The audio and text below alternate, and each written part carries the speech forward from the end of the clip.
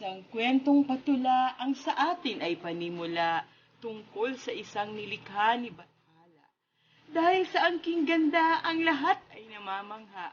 Sa kulay niyang taglay, ito'y kahali-halina. Ikaw ay inaabangan ng lahat ng madla. Masilayan ka lamang ng may galak at sigla.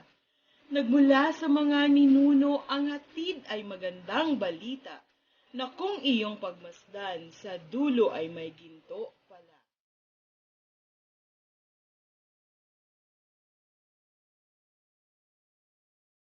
Patuloy pa din ang ating aralin, sa wika ay ating sikapin, kaalaman sa pangalan ay ating saloobin.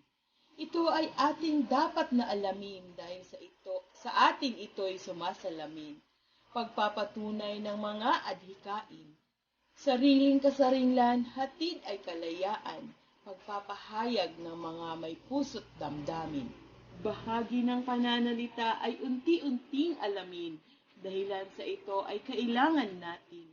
Sa lahat ng oras, ito'y sasambitin, pagtukoy sa kasarian ng pangalan, ating pahalagahan. Ito'y pagsusuri ng isang karangalan, kaya naman sa Filipino, ito'y ating